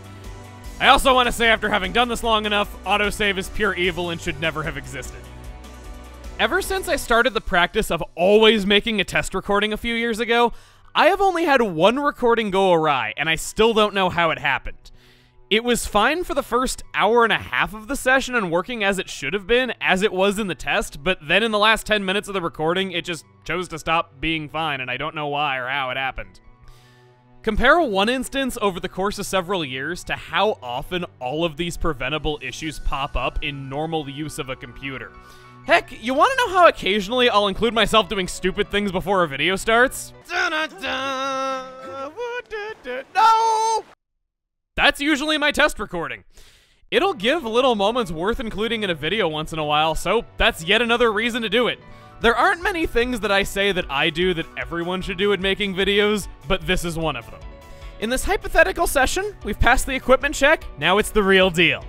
I begin every session by starting the commentary first and then clapping at the exact moment that I start recording the video. It's a high energy thing that's just fun to do and I feel helps me get into it even more, but there's a million different ways to sync the audio, so do whatever works for you. I record commentary and gameplay separate, so the two aren't bound in any sort of way if I need to edit something about one without editing the other. When recording a video, I'm commentating live as I play, and we have a lot to keep straight in that scenario. Sure, I have my notes pulled up to remind me of anything easily forgotten that I know about, and I can do most things on the spot this way, but sometimes that isn't enough. When going over the new wild Pokemon in an area, there are certainly Pokemon that I know so well that I could tell you exactly what they're like in my sleep. But of course, there's going to be areas that introduce like 15 new Pokemon, and no matter who you are, you're going to get a lot wrong when trying to recite that much from memory alone. I could go back and do these segments in post during the editing process, but I prefer what I call pre-commentary. Right before an episode is recorded, I'll look at the Pokemon in the area, look at my points of interest about them that I've written in my research phase, record my commentary for each one, ad-lib whenever possible because I don't like scripting everything to a T, get as many tries as I like to get it right, and then edit it all together before actually recording the episode. By doing it this way, I know exactly what I say about each Pokemon because I just did it in the same recording session. It's not really time-consuming to edit just a few minutes of speech together, and I can just simply write in my notes that it takes me 4 minutes and 23 seconds to talk about the wild Pokemon in the area, rather than just trying to guess and patch it together and post later. Since I know everything I say in the segment because I just said it all, I can lead into the bios with the correct tone while commentating live to hopefully make it feel seamless. Of course, there are some Pokemon that I do bio commentary live while playing. Sometimes there's just one new encounter and it's easy enough to remember everything I want to go over. And I always do legendary encounters in the moment because I feel that's important, but I find that pre-commentary for really complex segments is the most organic way that I can have all this information and still have most of it done live. Let us say in this hypothetical recording session that now we're past pre-commentary, and it's the real deal, recording the actual episode. If you've ever recorded a video before, you probably know how hard it is to get started on the right foot. Almost every video has so many failed intros where I stumble, slur my words, it's the great word to slur my words on, realize I'm talking too fast, or just am not pleased with the way I said the first few sentences in the video, and because it's still the beginning, I might as well do it over. I've left funny ones in before, because there are good outtakes that come from it, but a lot of them aren't even funny. I've had plenty of rough recordings where it took me 30 minutes to get past the first 20 seconds and actually start going, so don't feel bad if you don't know what to say when you get started. It happens to every speaker I've ever met, and the best thing you can do is just keep getting on the horse. But if it's hard to get the video off on the right foot, you might wonder, why do an intro at all? I record intros pretty much just to set the tone of the video. It lays down what the video is about for people who might or might not be interested in a certain subject, and so that somebody doesn't accidentally watch partway through the wrong video before knowing somewhere along the line that they skipped a part. The last reason why I do an intro is to be inviting. I don't want it to feel like somebody walked in the middle of something that requires a ton of additional context to understand. There are certainly videos that are just about a certain topic and can stand on their own merits. If it's a good day and we get past the intro, while doing the actual commentary while playing, I try to be myself. And if you have doubts about being yourself, I did too. I was certainly a lot more shy and awkward when I started out. And I might not get negativity about my personality a ton. I feel like most people understand that I'm just a strange beast, but I've had people tell me from time to time that my voice is fake and that they hate me for using a fake voice. I can say with confidence that aside from making an effort to speak up and not mumble as anyone should when being a speaker, I think anyone who knows me can tell you that I get very loud without realizing it, and my own mother has told me that my voice has only gotten higher pitched with age. I just happen to have a wide vocal range. Throw in being very energetic and also hitting the gym before a recording session most of the time, and there's your recipe for how I just am. I'm telling you about my personality because anyone I've seen make videos full-time always had their own persona.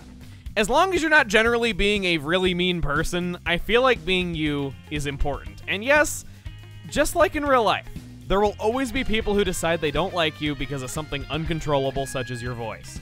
You can improve on being a better person and in structuring your thoughts and your commentary better, but fretting over your voice and what makes you happy isn't going to fix anything. It's fine to be loud sometimes. Just when you're really loud, be courteous with a volume warning. When it comes to the things that I actually talk about, when I'm not being informative, I say what I feel about the segment that we're playing.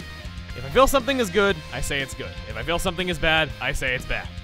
I've picked a game that I'm passionate about, and because of that, there's considerably more positive than negative. But even in my favorite games, there's still negative things that I consider worth discussing.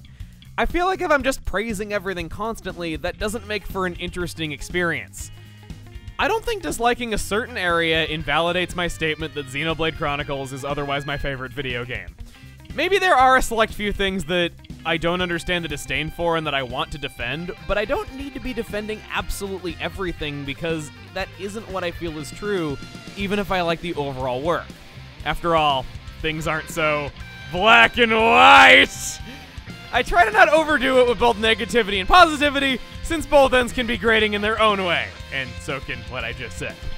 I feel like one's own opinions make their videos what they are, just so long as you state a few points to back up why you feel that way and don't try to force it as being correct. When speaking, it can be hard to improvise when all I have is a list of objectives I don't want to forget. One struggle I always hear that people have is talking to themselves with no one else around and how to carry a conversation on their own. I'll tell you that I'm not the best source for help on this because I've had a lot of experience. I'll get a little bit more personal for a moment to tell you a little bit about why. When I was very young, I was a social butterfly and the talkative kid, but soon that turned into not being cool behavior anymore, and a lot of kids started to not like me. It turned into bullying that got bad enough that I eventually clammed up, kept to myself, and had next to no friends for years. I was also being raised by a single mom who had to work all the time and wasn't home a lot. I'd seriously wind up talking to myself most of the time while pacing around the house, or indeed while playing video games, so I've had a lot of practice at this. Talking to myself came very easily because of my upbringing, but this is something I'd suggest trying for yourself. No, not having no friends. There is no reason to not try talking to yourself when you're home alone, even if you're not recording, seeing if you can get used to it.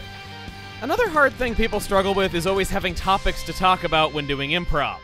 I'll preface this by saying that you don't always need something to talk about. This is a visual medium, and sometimes the game can just speak for itself. I often keep quiet when a good song comes on that I want you to hear, or when something is meant to be emotional. Silent bits can be more effective than things you'd have to say in the moment, too. If it has nothing to do with the mood, but I still want you to hear some great song, I'll think about if there's a section of gameplay coming up that gives me nothing to talk about, and maybe save my music appreciation for when that comes up. Another big help is that inevitably, some random battles or backtracking will be cut out in editing later. During these parts, it's the perfect opportunity to think about what you're going to talk about once you come back. Use those segments of not talking to your advantage. In addition, before even hitting the record button, sometimes I'll think of something I want to say in an upcoming part, or maybe a viewer will tell me something really good that I didn't know. Write these down. I don't mean script them, but I do mean write down topics. I'll glance at this list of topics before a recording and have a list of miscellaneous topics in my back pocket that can be talked about at any time. So I already know what I could be saying if the game isn't giving me anything to work with. Plus, I'm saying it off the top of my head, so if something interesting happens out of nowhere, my reaction is all the larger and I'm not bound to a script. There's a few other things that go through my mind when recording that I'd like to share. When talking about the actions that I'm taking in a game, I try to not announce every one of them, but instead discuss my strategy and my line of thinking. My internal thought process is certainly very strange, and is something that's not immediately obvious on screen, and only commentary would be able to communicate it. Situations where I will try to talk about what's on screen explicitly is when explaining how a new game mechanic works every time a new one comes up, or just introducing a secret in a way that I think people will get a kick out of. It isn't bad to talk about what you're doing on screen or anything, I just try to not have it be all I do, and between sharing thought process and having back pocket topics, I always know what I'm going to talk about next. Another thing I avoid when doing commentary is comparing the game I'm playing to another game in the same series. There are exceptions. I will compare if most people are used to the way Pokemon gain experience, but this is the one game that does it completely different, so contrasting is the best way to illustrate what I'm talking about.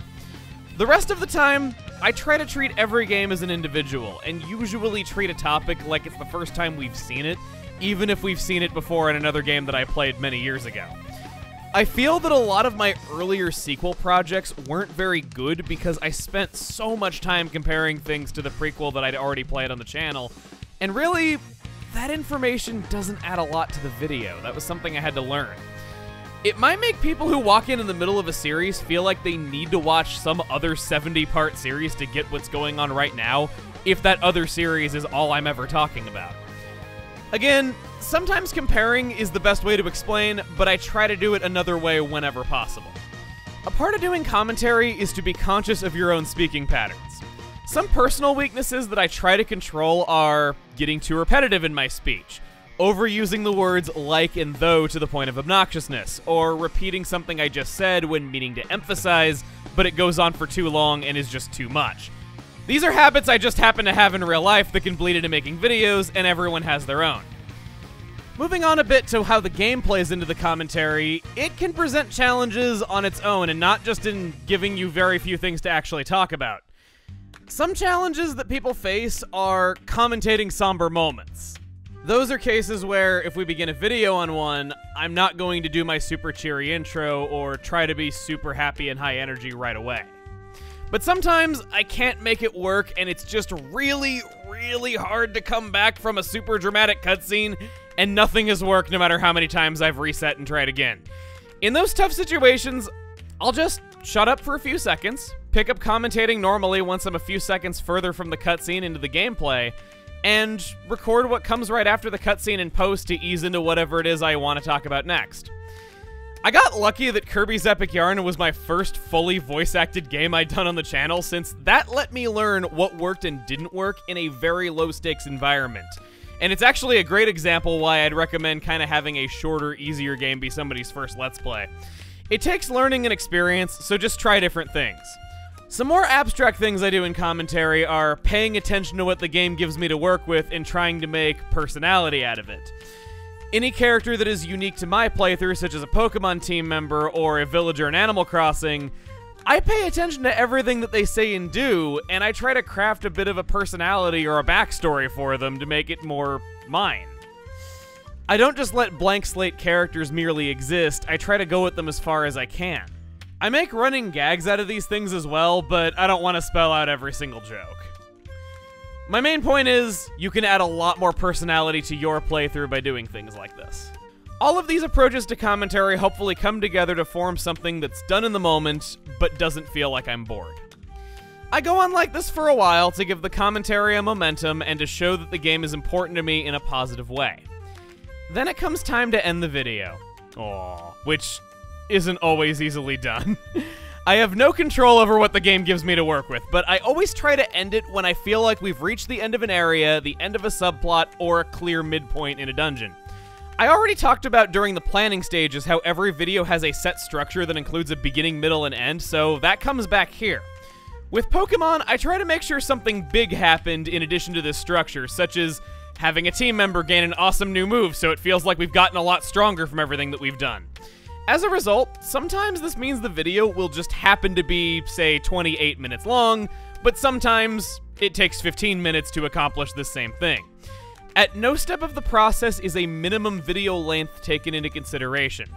Most of the time when I ended at 15 minutes, it's just because the journey to a new stopping point would be another half hour long, and I just don't want to put out something that's so huge when we've already had a beginning, middle, and end. I try to not barely get started on a new objective, ending the video on another beginning, just so that we can pad out a video's length to be a few extra precious minutes long. If I did that, then I'd have to spend time reiterating what the current objective was again at the start of the next episode anyway, when it would get introduced naturally by the gameplay if I just split it when it made sense to. It took a while to get into this mindset, but Kid Icarus Uprising was where this structure got started, and I've been working to refine it for every game I've done since. The exception to all this is first episodes. These are always big challenges because you are given the least interesting part of a game that is filled with tutorials and not much gameplay to make something that kicks things off in a way that feels good. As such, first episodes sometimes get full-on re-recorded if I watch it back and I just decide that I don't like how slow everything feels and I don't feel like this is a very interesting start to everything. It's not often that I choose to reset and full-on re-record an entire video, but first episodes are certainly one case where that does happen. I don't really care how long the first episode is, because it's meant to establish how we're going to be handling things, get through that mountain of tutorials now, and make it so that it doesn't just feel like we're still only getting started in the second episode. I like ending first episodes on some form of a story hook that happens after the marathon of tutorials is over. Once the endpoint is found, we've got a finished recording, and I can repeat this process again if I have more enemy to get yet another finished recording. To go into the more negative end of all this that we all deal with from time to time, sometimes recordings get thrown away because of some very preventable mistake. During Black and White, I had an episode that ended with Duat only 40 experience away from evolving into Samurott due to some bad luck. But I figured, okay, we can evolve Duat at the start of the next video, and then the main focus of that one can be showing her new power and moves, and it'll be really exciting. You can see where this is going. I went through an entire route, battling every trainer along the way, even battling an Audino.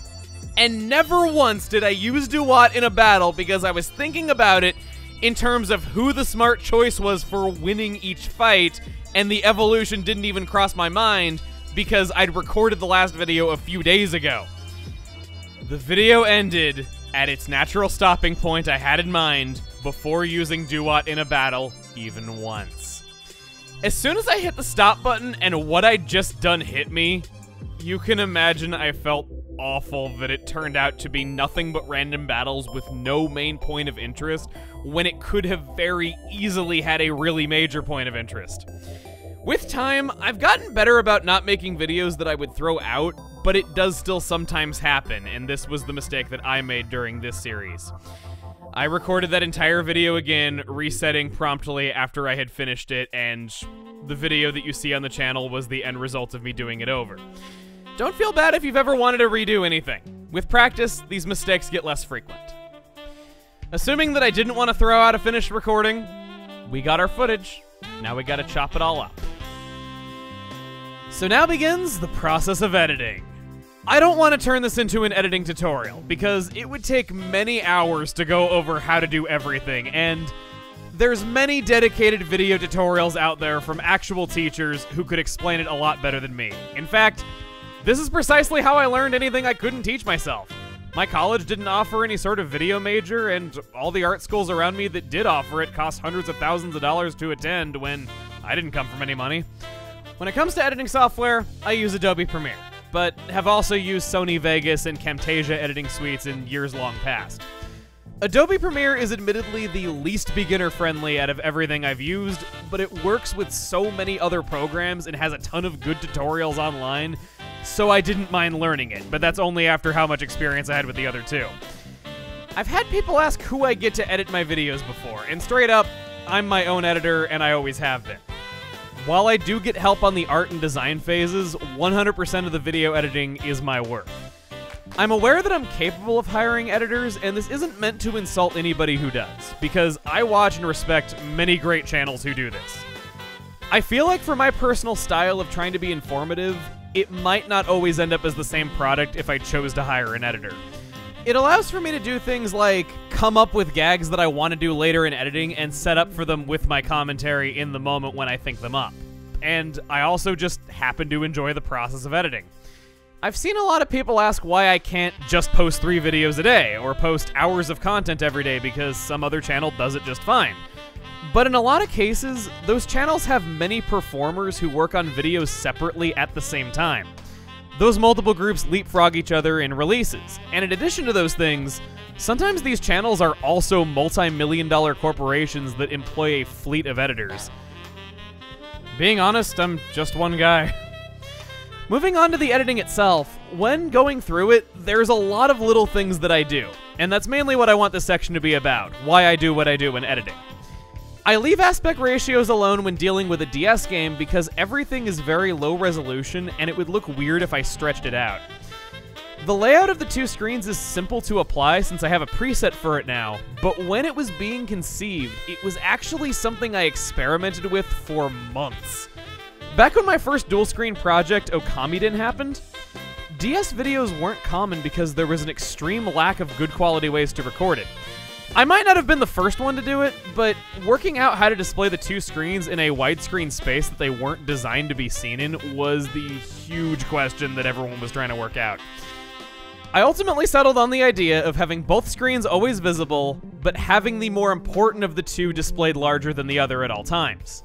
It's arranged in the way that you see because the human eyes are already used to moving left to right when reading in English, which you might be reading along with me while watching as well. Every time the importance of those screens flip, I have to make a cut, and sometimes these cuts are frame perfect depending on the context. In the most extreme cases, the screens flipped hundreds of times in a single episode, and this is not an entirely rare occurrence. The best part is, it's a completely thankless work because the edits are only doing their job if the viewer doesn't notice them. A great way to shorten the process that I highly recommend is to sync your commentary first, get all the audio good to go, then before touching the video, scrub the bits where you're talking since that's clearly going to be used in the video. In these sections, watch for any times you need to do an effect. Make the cuts, move the footage that needs changing to another track, and then mass copy and paste your effects to all instances. You might miss a few, but it's a heck of a lot less maddening than doing it every single individual time. Screen positioning is something that I feel isn't thought about much if you haven't made videos of DS or 3DS games before, but it's a huge headache for people who do. One trouble that I see a lot of people have with editing is finding it to be a monotonous, boring process, and I don't see it that way, but I can see how some might.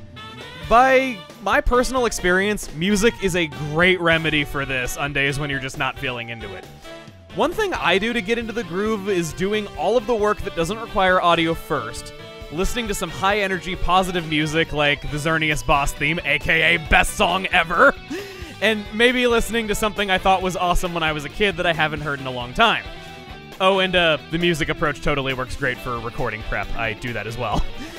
That usually does a good job getting me to really feel it and get me into doing the rest of the work. I stop listening to music outright as soon as I need audio for the rest of the editing session because if I'm unpausing my music every time that I pause my editing, I'm gonna be there for hours and I'm not going to be focused on what I'm doing. Getting into a deep focus is the most important thing so that you're not quantifying how long until your editing is over. Well, that and setting keyboard shortcuts for absolutely everything that you do while editing, but that should be covered in the tutorials.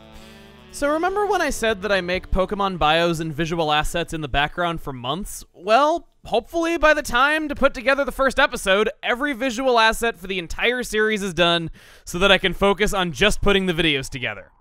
This is my goal every time that we do a Pokemon project, and I was able to reach it for Coliseum, XD, and Platinum before this. Unfortunately, I ended up having to settle for about 80% completion before starting the first episode of Black and White, and doing the other 20% while the series was being released. This time, it just wouldn't have been feasible to do anything else. Onto something more positive, slotting in the bios and visual aids means a part of the design process comes back to help us while editing. Remember how every PSD file that Steven makes is meant to be more like a user interface to make it easy to edit?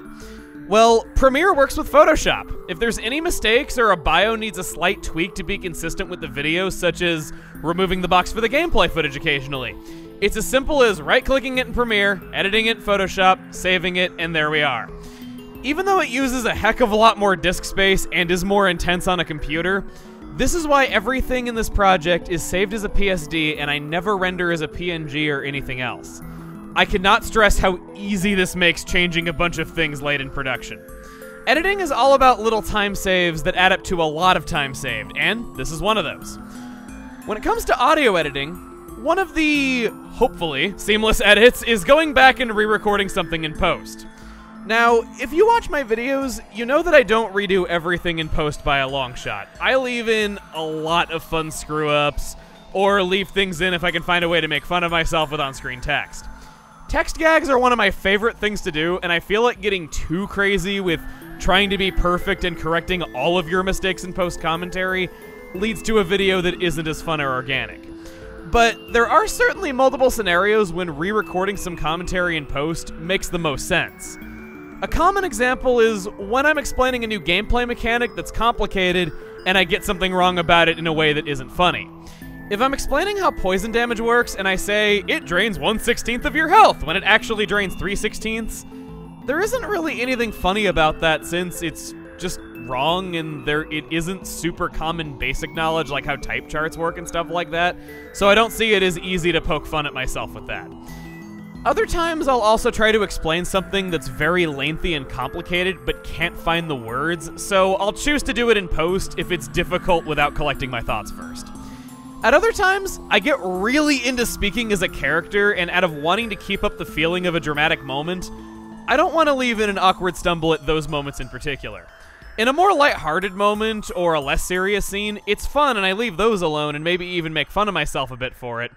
But I choose to re-record serious ones unless it's really, really funny because it's more than likely going to be annoying to people who are enjoying the moment. In many real examples, I start the re-record probably a sentence or two before the detail that I'm changing, starting after a long pause that was already there. I feel it's best if the cut isn't easily detected. I'll admit, I used to be really bad about having things sound posty every so often, but this method works pretty well, and I think it's led to better results even if it is a little bit more work. The last things I do for audio are boosting the music when I want you to listen to it, boosting naturally quiet game audio so that you can still hear what's going on in the game, and syncing up commentary in cutscenes when reading the text in more serious moments. I've trained myself to press A about a second before I finish speaking the words on screen so that I can bump the commentary back by a second in editing so that I speak alongside the text while it's typing out on screen. I make sure to only do this for cutscenes because if I bump back all the commentary, then during gameplay I would have inhuman reaction time that would look really awkward. Again, this is a lot of steps involved in making a video. Another big thing that's slightly related to editing that I want to stress is that I consider it very important to give credit to those who help you.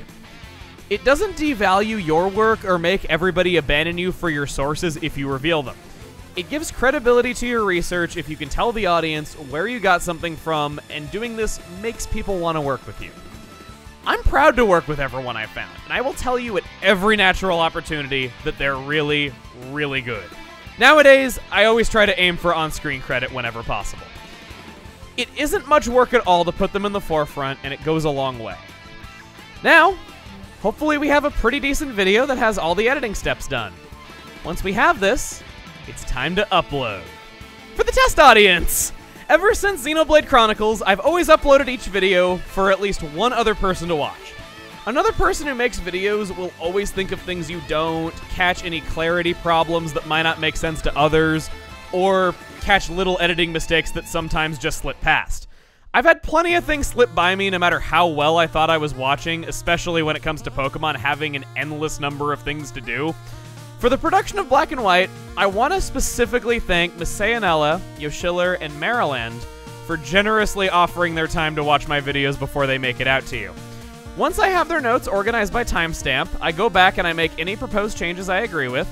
This is another reason why I record videos a few days in advance, since it can take a little time for them to get back to me, and I respect their time. Of course, it's impossible to be absolutely perfect and things still slip through, but I think this process results in videos that will teach the viewer at least something along the way, while hopefully not feeling dry to sit through. It's best to get the bad news now if there is bad news. This ends the process of creating a video.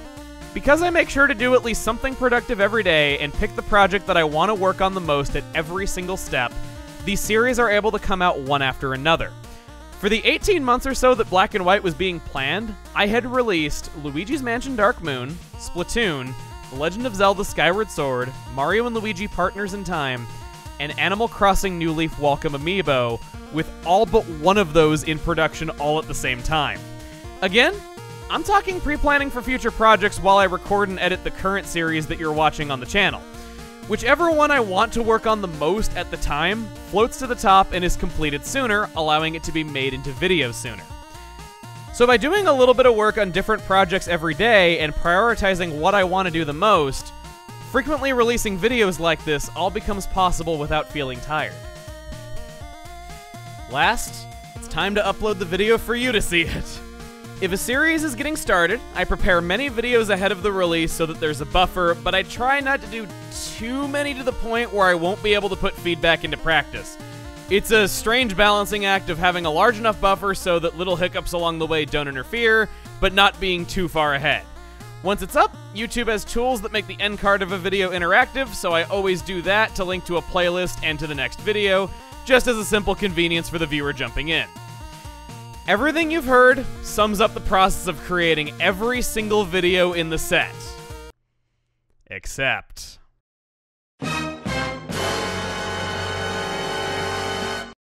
I'll admit, bonus videos are my weakness. So why am I so downright awful at doing these in a reasonable amount of time? I bet you'd like to know. Well, putting it bluntly, after keeping up regular uploads to the channel for months, I'm usually ready for a break, and a lot of games have unreasonably tedious post-games. Taking some examples of ones that I still haven't done yet, completing the Nintendo Gallery in Wind Waker would require playing through the whole game a second time. Doing the multiplayer in Kid Icarus Uprising would take picking up the game again and relearning competitive gameplay that I haven't touched in years if I wanted to show anything worth showing. Other games just require playing 10 plus hours of something I find repetitive and not fun. Usually what happens is that I get done making the big finale and getting everything the way I want, and I'm ready to take a break now that the series is done. So my attitude about the bonus video is later, but soon. Once I'm gone for a few weeks and I feel rested, it's been a while since the last series ended, and I feel I should get to work on what's coming out next. Making one bonus video might take just as much time as getting everything ready for a whole other series, so I don't want to work on the bonus video and it just keeps getting pushed back. I think I've gotten better about this lately because I haven't skipped out on a bonus video without good reason in a long while. I try to deliver them as able because I gradually work on them as I go along now. Another thing I do to be better about them is that a few episodes before a series wraps up, I ask the audience, besides the things in the next couple of episodes, what haven't I done in this game yet that you think I should? Once again, the audience thinks up everything I never could. I think that for a video that's meant to be a final wrap-up of everything we haven't seen is a great time to get viewer input and have a list of everything I want to do in the bonus video slightly ahead of time. But even then, sometimes these bonus videos shatter my expectations in how much work is involved because they're meant to cover everything that we have not seen yet. In those sad, sad times, I am unaware of the storm I am unleashing upon myself. Because Black and White hasn't had its bonus video yet, I'm gonna go back a little bit and talk about how Partners in Time's bonus video went, because that's a really good example. I had all of my topics outlined, and I had some of the footage already recorded by the time it was coming up. I was expecting it to take maybe 2 days to put together. Then a viewer told me about the one video of the beta from E3 2005 that exists on the internet. Then I found more undocumented beta content by looking into it further, to the point where I could piece together some of the game's development history that wasn't talked about anywhere. Then I talked to a journalist who attended E3 2005, and as luck would have it, he had photos of the event after hours when no one else was around. Of course they would make for good visual aids of everything I was talking about. Then I learned other tiny little-known trivia about the game from viewers in a constant trickle. It kept going on like this for 2 weeks until the video was almost half an hour long instead of the original 9-minute length. It took me about 2 weeks to finish. Almost all bonus videos are a huge undertaking that seem to go on forever, but somehow I muddle through and wind up to a pretty close to done version of the video.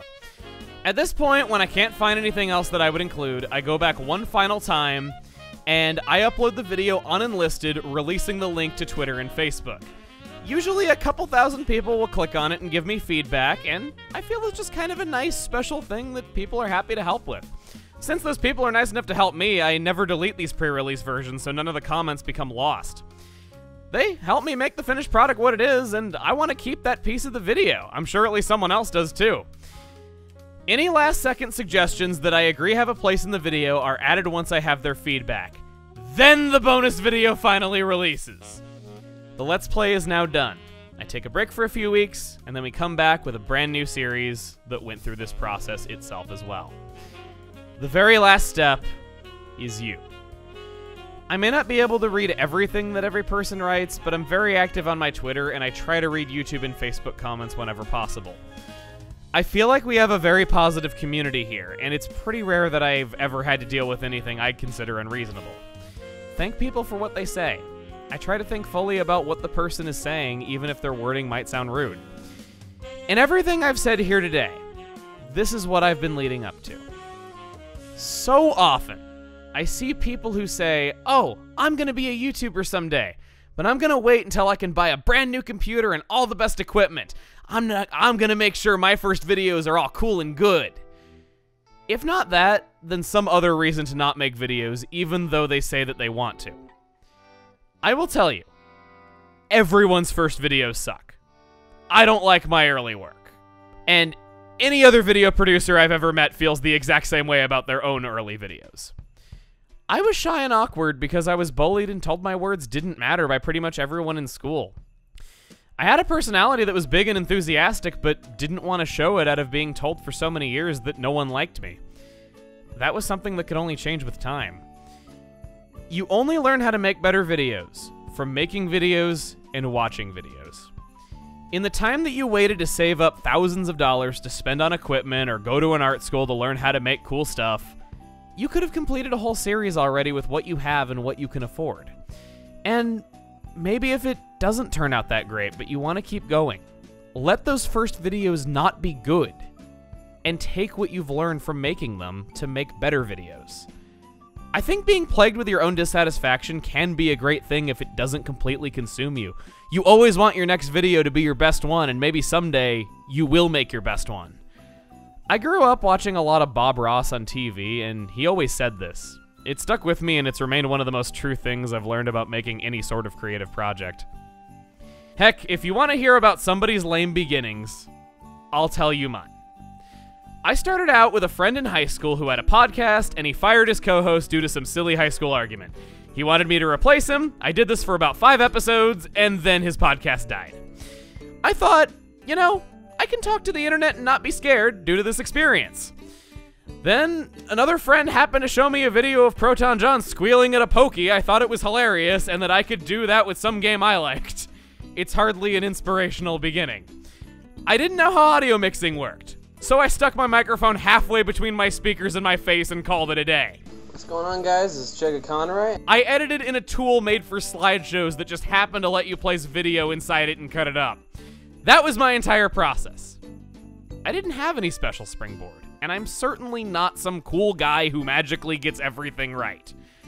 You will never become good at something as complicated as making videos by just waiting for it to happen.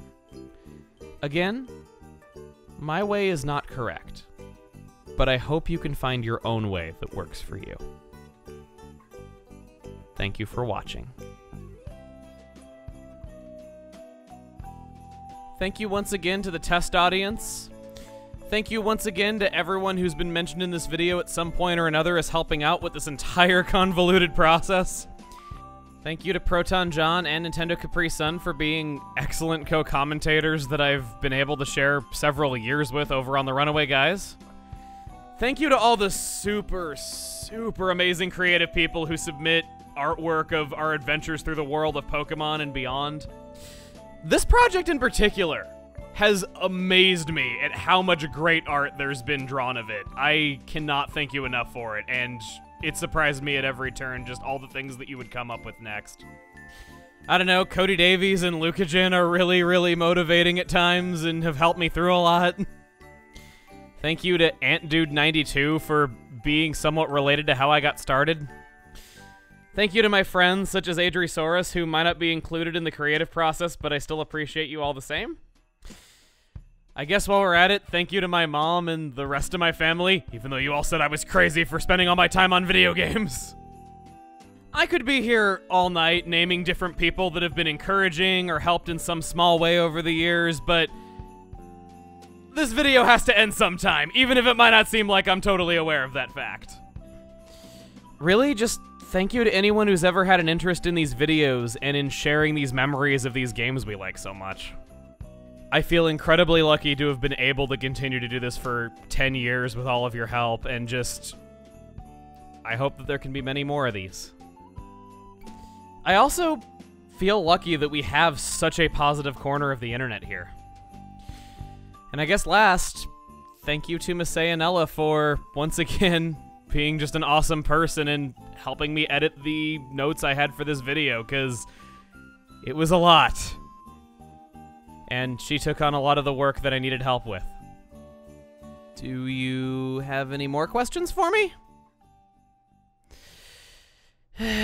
It was a gift.